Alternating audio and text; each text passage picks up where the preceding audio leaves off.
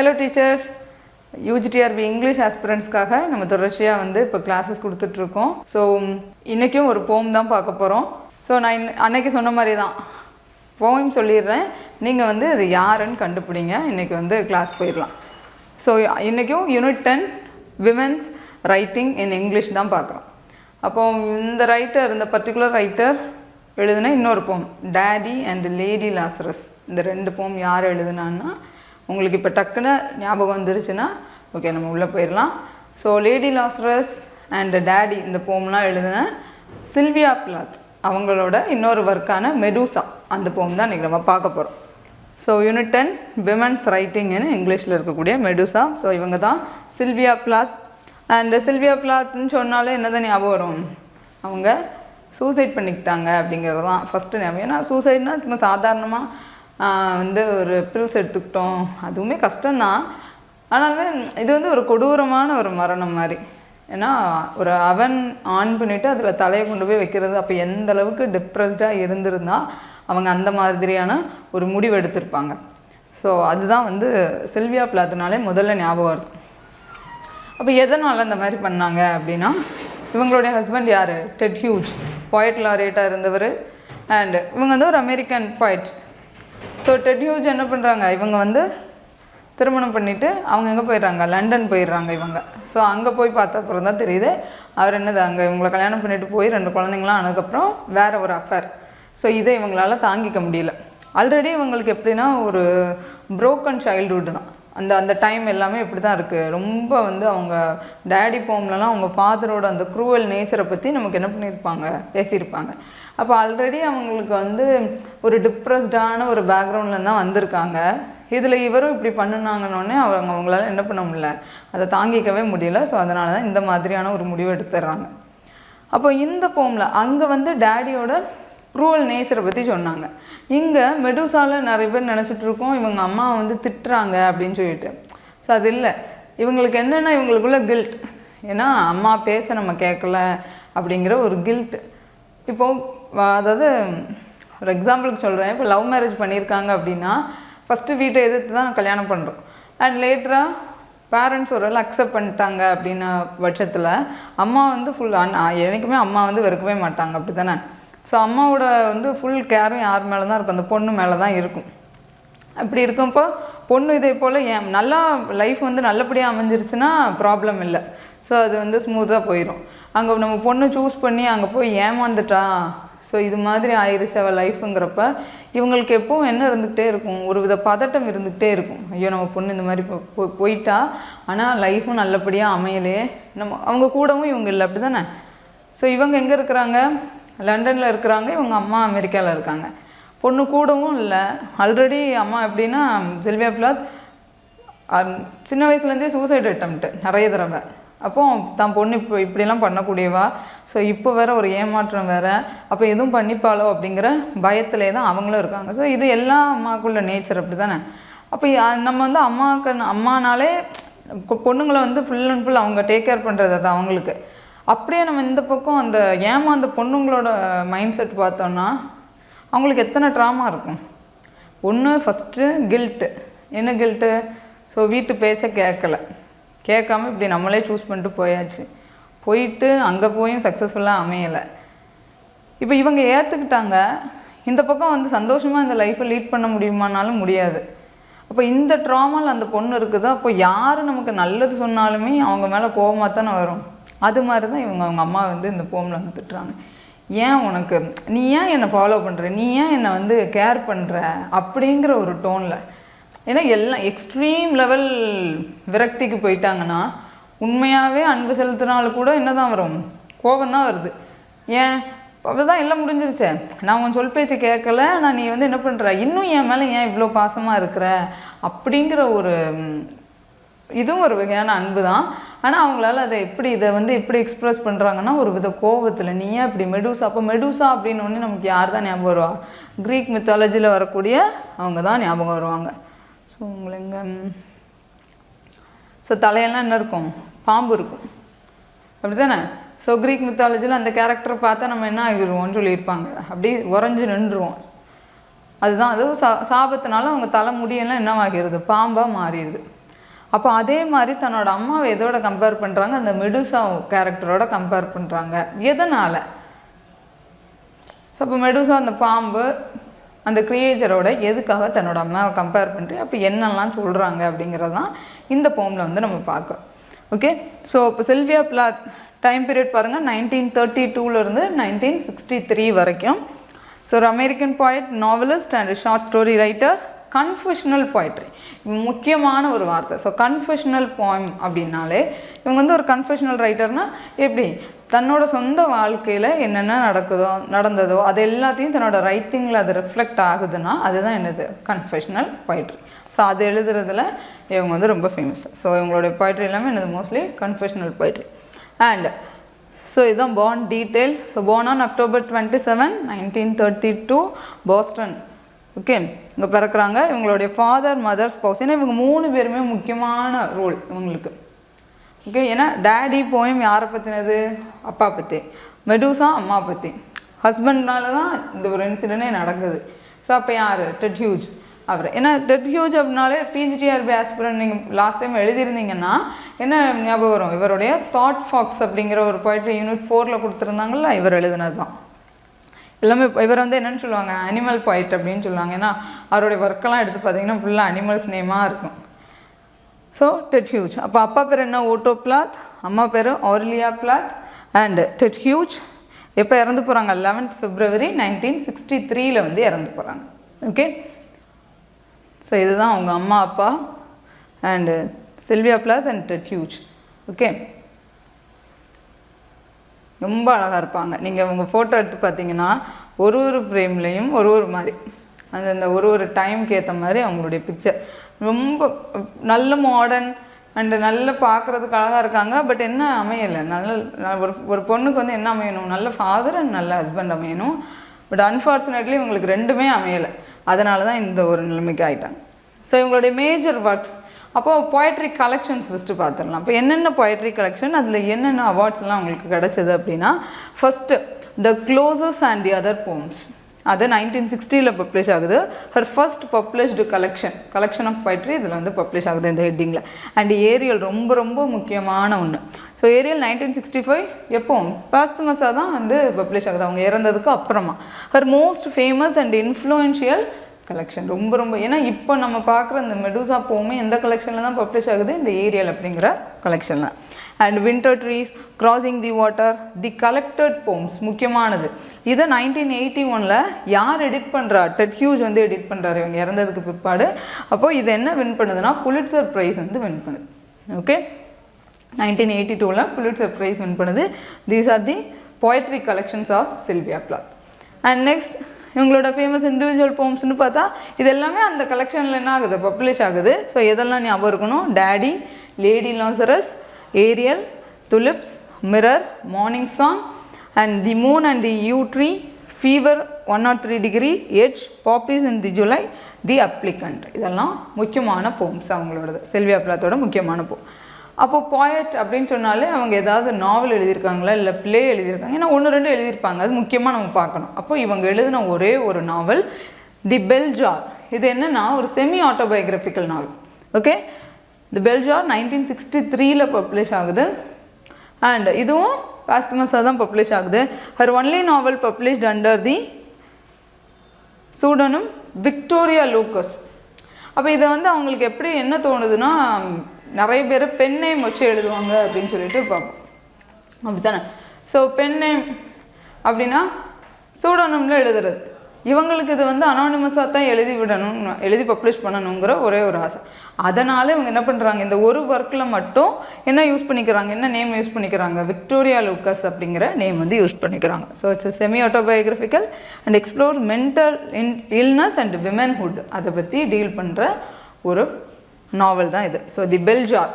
Okay, and next மற்ற ஒர்க்குன்னு பார்த்தா Johnny Panic and the Bible of Dreams, the Journals of Sylvia Plath, letters to her mother. So இதெல்லாம் வந்து என்ன ஆகுது, எஸ்ஏஸ் அண்டு ஜேர்னல்ஸாக வந்து பப்ளிஷ் ஆகுது. ஸோ என்னென்ன அவார்ட்ஸ் எல்லாம் இவங்க வாங்கியிருக்காங்கன்னா, புலிட்சர் ப்ரைஸ் ஃபார் போயட்ரி எல்லாமே பாஸ்துமஸாக தானே, சீக்கிரம் இறந்துட்டாங்கல்ல. அப்போ awarded posthumously for the collected poems. She is the first poet to receive Pulitzer Prize.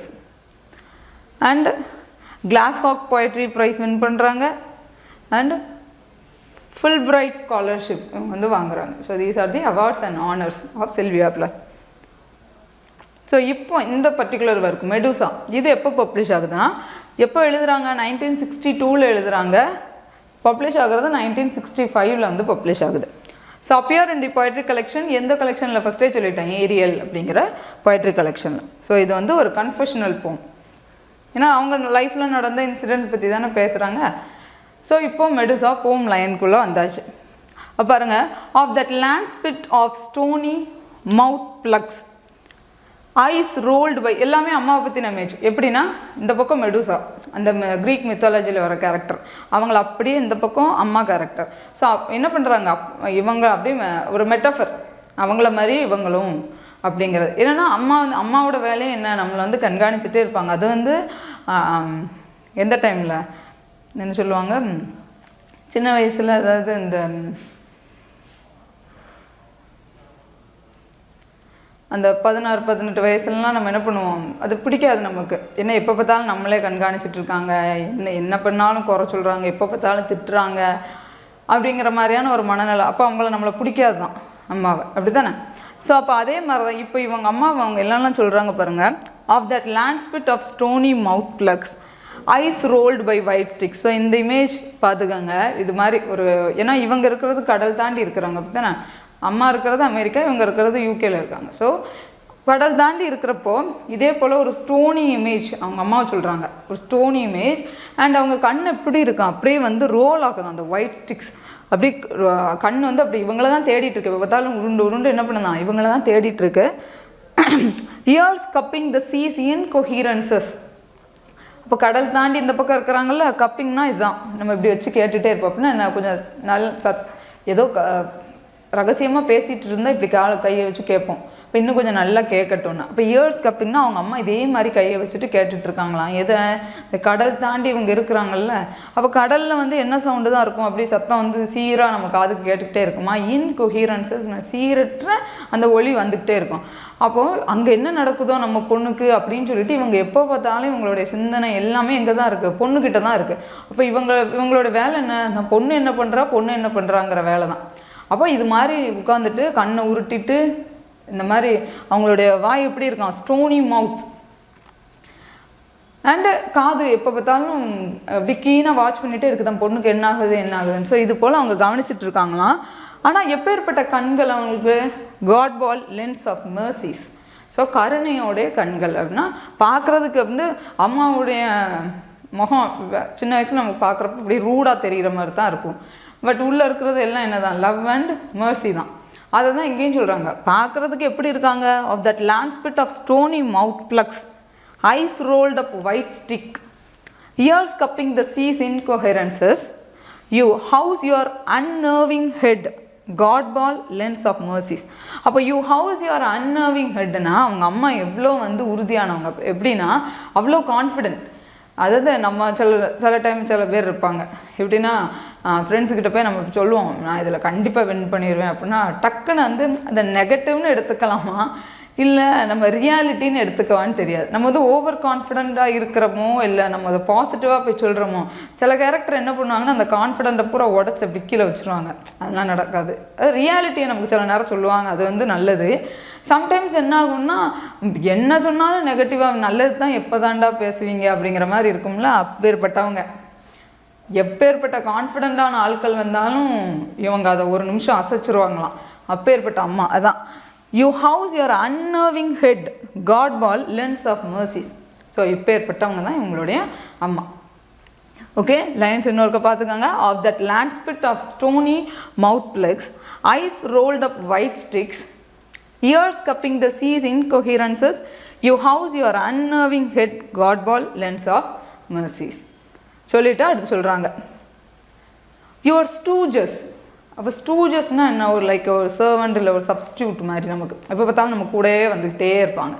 அப்போ இவங்களும் அதே மாதிரி தான். அவங்க அம்மா என்ன பண்ணுறாங்க, கூடவே வந்துகிட்டே இருக்காங்க, சும்மா அன்வான்ட் மாதிரி அப்படி வந்துகிட்டே இருக்காங்களாம். அப்போது flying their wild cells in my keel's shadow, அப்படி இவங்களுடைய காலடி தரத்தை அப்படி பின்தொடர்ந்து வந்துக்கிட்டே இருக்கிற மாதிரி.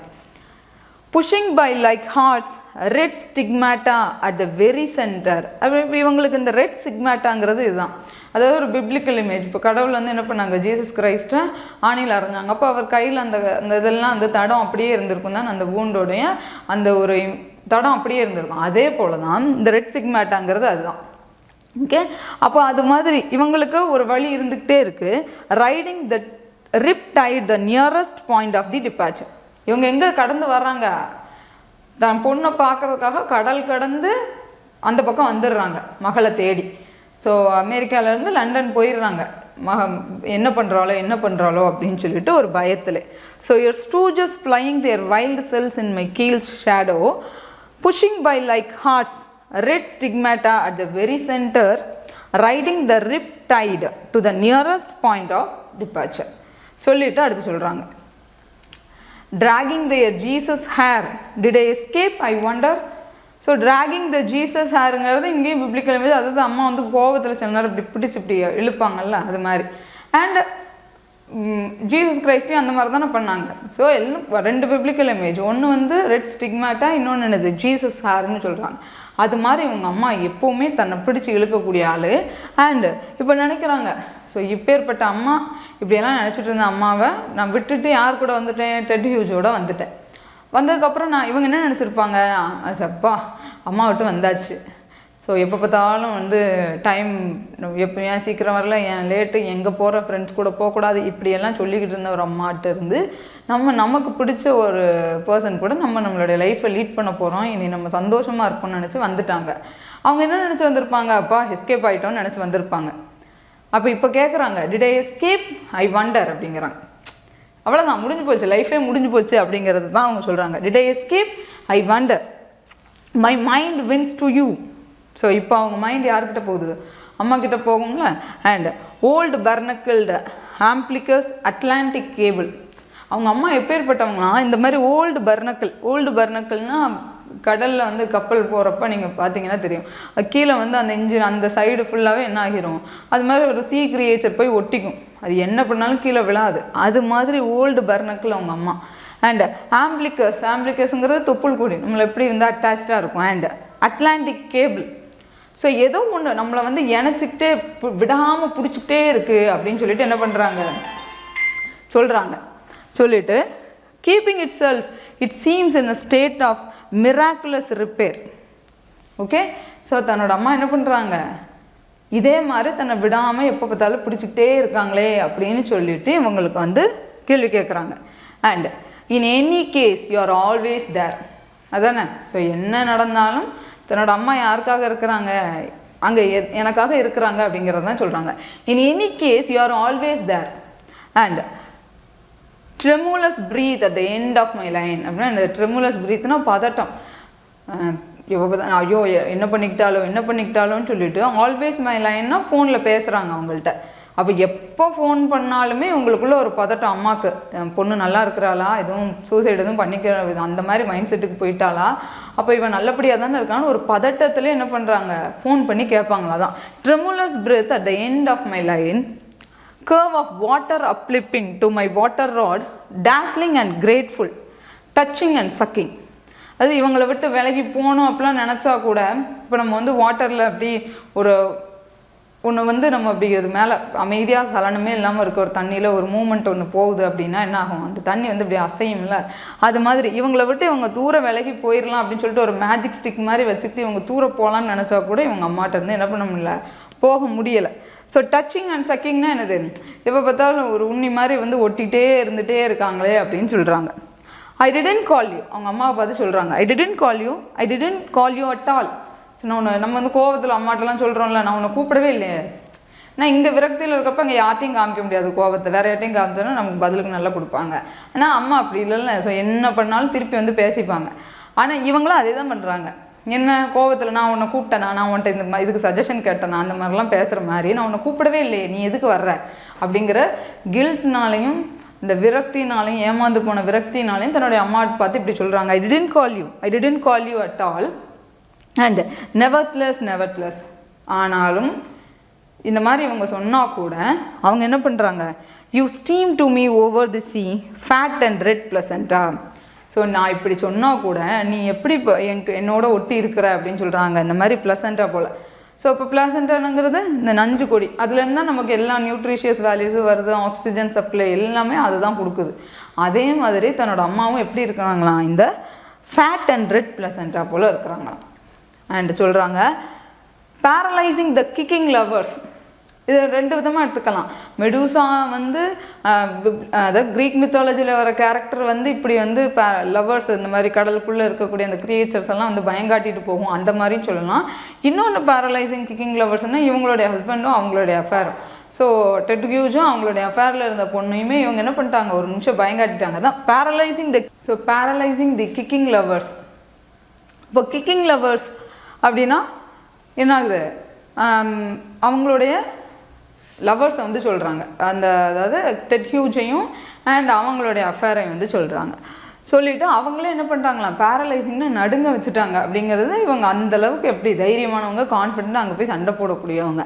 அண்டு கோப்ரா லைட், அது எப்படி அந்த விஷயம் எப்படி இருந்ததா, cobra light squeezing the breath from the blood bells of the fuchsia. So இந்த ஃபியூஷியாங்கிறது இந்த மாதிரி பெல் மாதிரி இருக்கக்கூடிய அந்த பூ. ஸோ இந்த பூவை அதோடைய இப்படி அழகாக இருக்க ஒரு பூவை வந்து ஒரு கோப்ரா லைட் அப்படிங்கிறது ஒரு என்னது, ஒரு பாம்போட அந்த ஒரு சீற்றம் பட்டு அந்த பூவோட அந்த இதெல்லாம் மாறிடும்ல, அந்த அழகாக இருக்கிறது எல்லாம் என்ன ஆகிரும், ஒரு நிமிஷம் குழஞ்சி போயிடும். அது மாதிரி அவங்க வந்து இருந்தாங்க அப்படின்னு சொல்கிறாங்க. ஸோ பேரலைசிங் தி கிக்கிங் லவர்ஸ், கோப்ரா லைட். அந்த கோப்ரா லைட் என்ன ஆகுது, ஒரு பாம்புடைய வீரிய விஷம் என்ன பண்ணும், இது போல் அழகாக இருக்கக்கூடிய ஒரு பூ.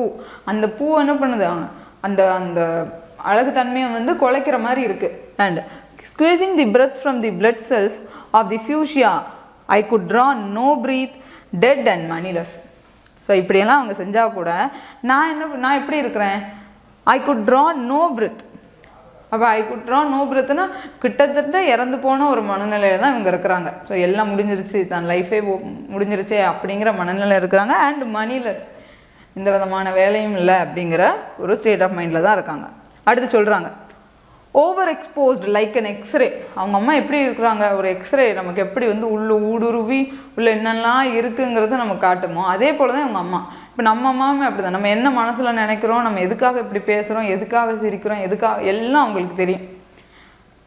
ஸோ அது மாதிரி இவங்க எப்படி இருக்காங்க, ஒரு overexposed like an x-ray அவங்க அம்மா. And who do you think you are. அப்போ அவங்க அம்மா பார்த்து கோமக்கிற, நீ என்ன நினச்சிட்டு இருக்க, உன்னை நீ யார், நீ வந்து என்னோட கம்யூனியன் வேஃபர். அப்போ என் மனசில் என்னெல்லாம் நினைக்கிறோன்னா அது எல்லாத்தையும் உன்னால் சொல்ல முடியும்னு நீ நினச்சிட்டு இருக்கியா அப்படின்னு சொல்லிட்டு அவங்க அம்மா பார்த்து கேட்குறாங்க. So who do you think you R, a communion wafer ஒரு பிளப்பரி மேரி. பிளப்பரி மேரினா வெர்ஜின் மேரி. ஸோ எல்லாம் எனக்கு என்னென்ன நினைக்கிறேன், நான் என் மனசில் என்னென்ன ஓடுது, இது எல்லாம் உனக்கு கண்டுபிடிக்க தெரியுமோ அப்படின்னு சொல்லிட்டு என்ன பண்ணுறாங்க, கோபமாக வந்து கேட்குறாங்க. கேட்டுட்டு அது சொல்கிறாங்க I shall take no bite of your body bottle in which I live. So இது எதுவும் நீ இப்போ இந்த மாதிரிலாம் ஃபாலோ பண்ணுறதுனாலலாம் ஒன்றும் மாற்றம் ஏற்பட போகிறதில்ல. நான் தான் பாட்டில் விச் ஐ லிவ் அப்படின்னு சொல்லிட்டாங்கல்ல, நான் ஒரு கட்டமைப்புக்குள்ளே இருக்கிறேன், இதுதான் இப்படி தான் என் லைஃப் மாறி போச்சு அப்படிங்கிற ஒரு கட்டமைப்புக்குள்ளே இருக்கிறேன், நீ என்னை வாட்ச் பண்ணி உனக்கு என்ன கிடைக்குது. அது விரக்தினால இந்த மாதிரி அவங்க அம்மா கிட்ட திருப்பி என்ன பண்ணிகிட்டே இருக்காங்க, சொல்லிக்கிட்டே இருக்கிறாங்க.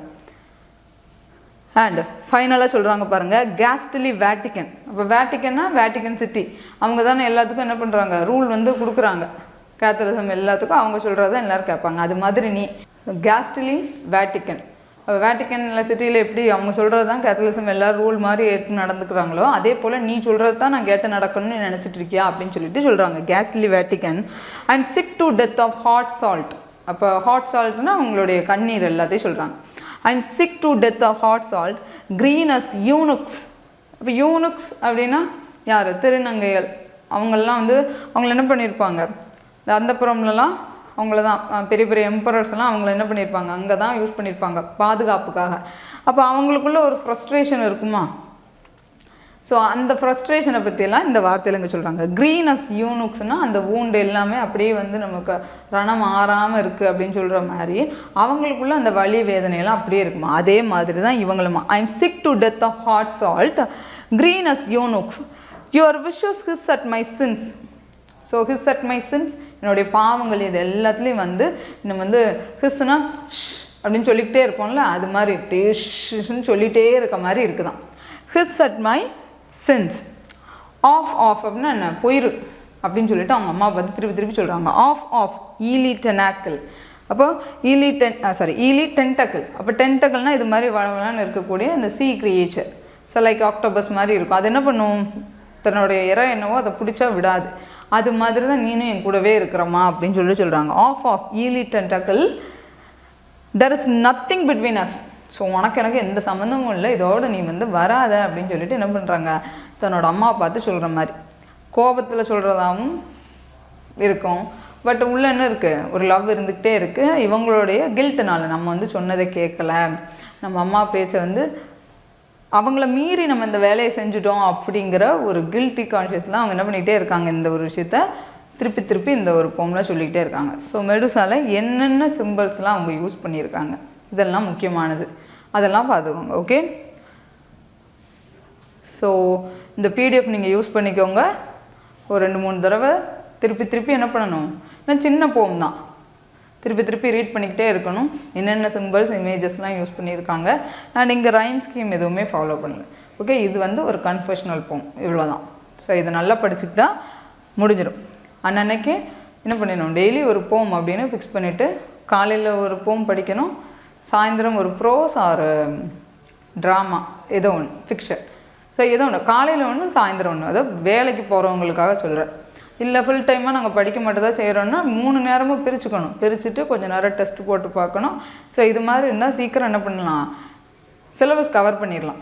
வேலைக்கு போகிறவங்களா இருந்தால் காலையில் என்ன பண்ணுங்கள், ஒரு 4 o'clock இல்லைனா 5 o'clock எழுந்திரிச்சு ஒரு சின்னதாக ஒரு 1 hour டைம் எடுத்து ஆனால் தெளிவாக படிச்சுட்டு அவ்வளோதான் முடிஞ்சது. அதே போல் ஈவினிங் இது மாதிரி மார்னிங் அண்ட் ஆஃப்டர்நூனில் டைம் கிடைக்கிறப்ப ஜஸ்ட் இதை என்ன பண்ணிக்கணும், ரிவைஸ் பண்ணிக்கணும். புதுசாக எடுத்து மத்தியானம் படிக்கிறோம் வேலைக்கு போகிறவங்க அப்படின்னு இருக்கக்கூடாது. ஸோ 2 hours வச்சுக்கிட்டா கூட ஓகே தான். ஏன்னா கண்டிப்பாக 2 மணி நேரம்லாம் ஒதுக்க முடியாமலாம் இருக்காது. ஸோ ஒரு பக்கம் வேலை பார்த்தாலும் ஒரு பக்கம் என்ன பண்ணிகிட்டே இருக்கணும், கிளாஸ் கவனிச்சுட்டே இருக்கணும். அந்த மாதிரி பிளான் பண்ணிக்கோங்க. நிச்சயமாக என்ன பண்ணிடலாம், நல்ல மார்க்கை எடுக்கலாம் இந்த எக்ஸாமில். Okay, thank you. நெக்ஸ்ட் கிளாஸில் பார்க்கலாம்.